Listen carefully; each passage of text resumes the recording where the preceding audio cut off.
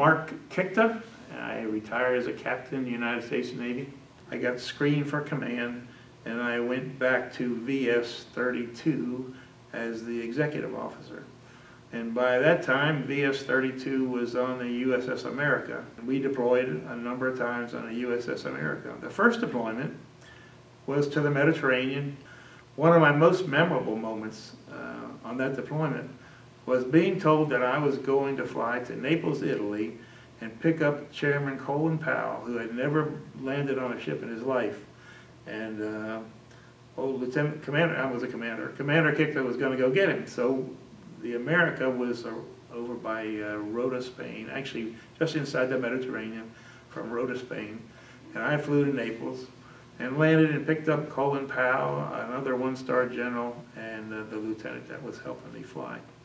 So we picked them up and we flew them back to the America from one side of the Mediterranean to the other. Interesting enough, he was interested in antique cars, as I am. We talked about restoring cars, and then of course they asked me a lot of questions about all your junior officers. What do they think about this, or what do they think of, why do they stay in, or why do they not stay in? So he sat 12 inches from me all the way across the Mediterranean. We had a great time.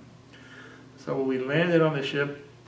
One of the stories that I tell a lot, actually, is the one-star general was sitting in the back seat with the lieutenant, and we were coming around the corner to land at the ship. We were about 10 seconds from touching down, and this general looks out and he goes, "Oh my gosh, look at that, isn't that neat?"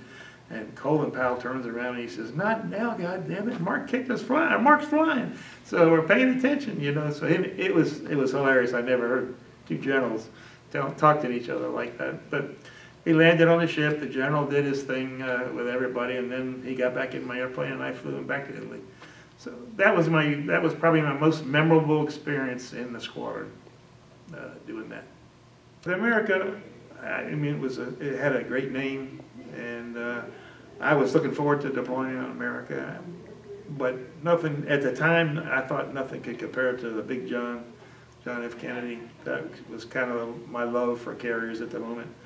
But the America was a good ship, and the crew was great. That's where I learned to drive the ship, because I was a squadron CO, and the captain said all the squadron COs had to come learn how to drive the ship while replenishing alongside, because he didn't want to do it all himself. So he would sit in his big easy chair on the right-hand side of the island.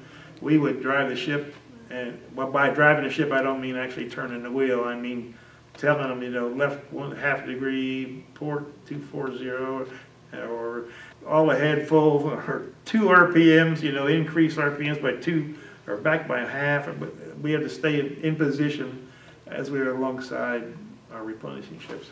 Anyway, I learned to do that. It was a lot of fun.